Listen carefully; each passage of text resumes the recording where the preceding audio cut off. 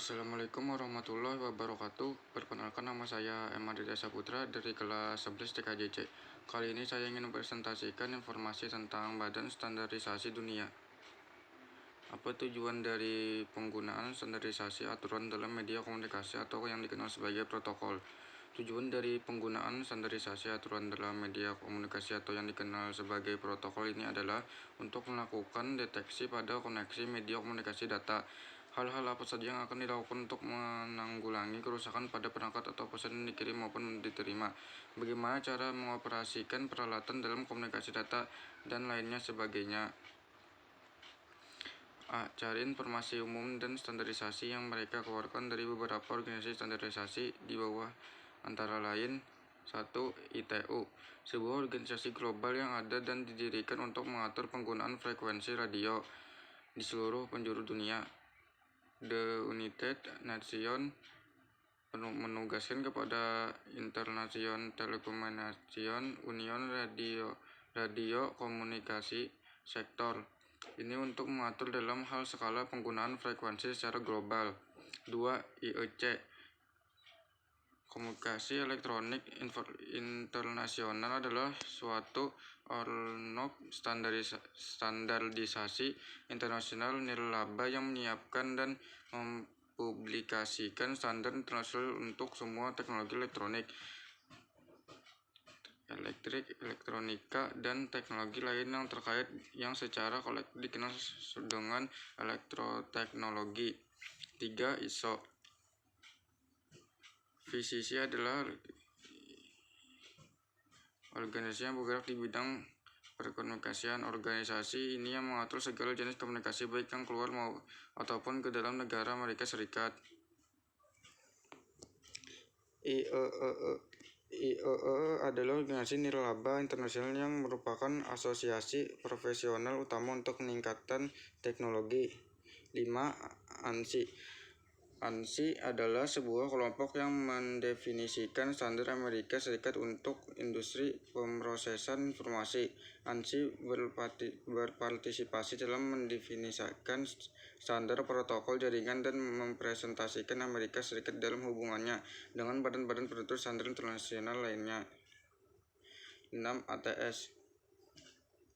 ARSNET mendesain standar High Speed Local Area Network atau LAN yang sesuai dengan aplikasi control real time antara industri dengan American Metroplex.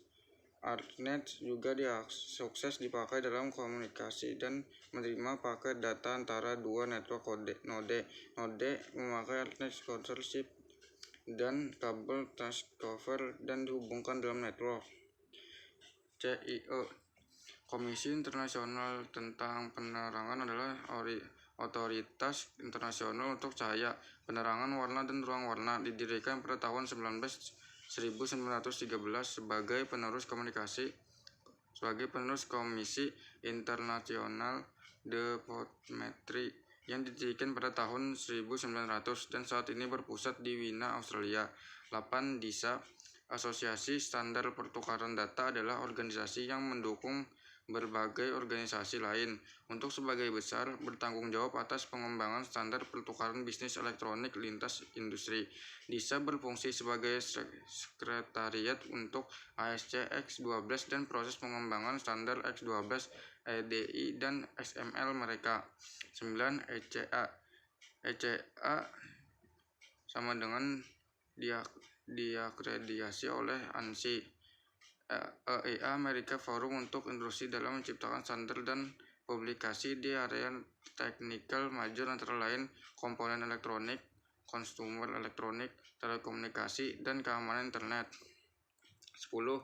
EIA adalah organisasi perdagangan dan standar Amerika yang dibentuk sebagai aliansi asosiasi perdagangan untuk produsen elektronik di Amerika Serikat. Mereka mengembangkan standar untuk memastikan peralatan dari produsen yang berbeda kompatibel dan dapat dipertukarkan. 11. ESMA, sebelumnya dikenal sebagai ESMA, European Computer Manufacturers Association, Lembaga ini merupakan perkumpulan orang Eropa yang mengeluarkan standar dalam sistem teknologi dan informasi.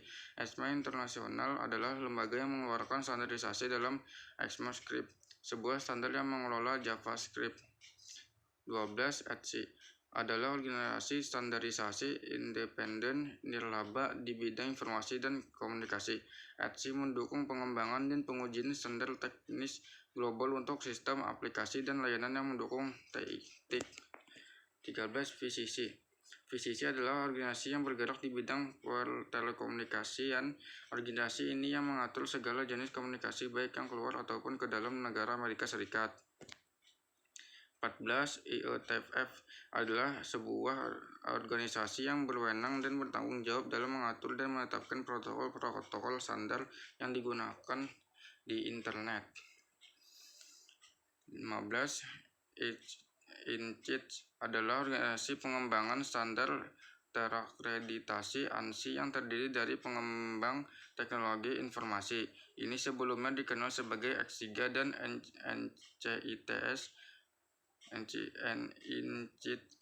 INCITS adalah forum AS Tengah yang didedikasikan untuk menciptakan standar teknologi. 16. ITI adalah Washington DC berbasis Asosiasi Perdagangan yang mewakili perusahaan dari teknologi informasi dan komunikasi industri. Sebagai organisasi advokasi, ITI bekerja untuk mempengaruhi kebijakan isu-isu yang bertujuan untuk mendorong inovasi dan mendorong daya saing global. 17.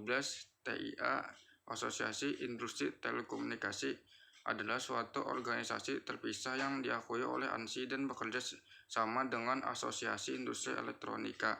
TIA dikenal terbaik untuk mengembang standar memasang kabel menggunakan desain dan instalasi sistem pemasangan kabel yang terkoordinasi. 18. CEN atau CENELC.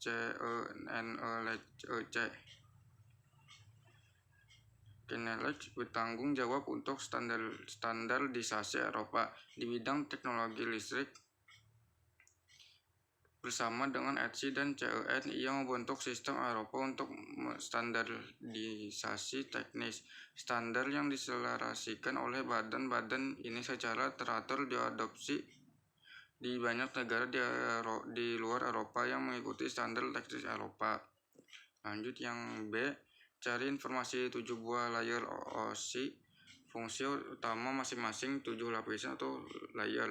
Contoh protokol dan kegunaan protokol pada ke-7 lapisan layer di bawah di antara lain. 1. Physical dan model OSI layer terakhir dan yang paling utama adalah physical layer. Fungsinya adalah untuk mendefinisikan media transmisi jaringan, sinkronisasi bit, metode pensinyalan, serta membangun arsitektur jaringan seperti pengkabelan dan topologi jaringan. 2. Data link. Pada data link layer memiliki tugas untuk menentukan setiap bit data dikelompokkan menjadi format yang disebut dengan frame. Pada level ini juga terjadi koreksi kesalahan, flow control, pengalaman hardware, atau perangkat keras seperti halnya pada MAC address, media access control address. 3. Network. Tugas dari network layer adalah membuat header untuk paket yang berisi informasi IP atau Internet Protokol, baik IP pengiriman atau IP tujuan data. Pada suatu kondisi, network layer juga melakukan proses routing melalui Internet routing dengan menggunakan bantuan router dan switch pada layer ketiga. 4. Transport layer merupakan fungsi untuk memecah dan menjadi paket-paket data, serta memberikan nomor urut untuk setiap paketnya sehingga nantinya dapat disusun kembali saat sampai pada tujuan. Pada layer ini juga menentukan protokol yang akan digunakan untuk mentransmisikan data seperti protokol TCP. 5.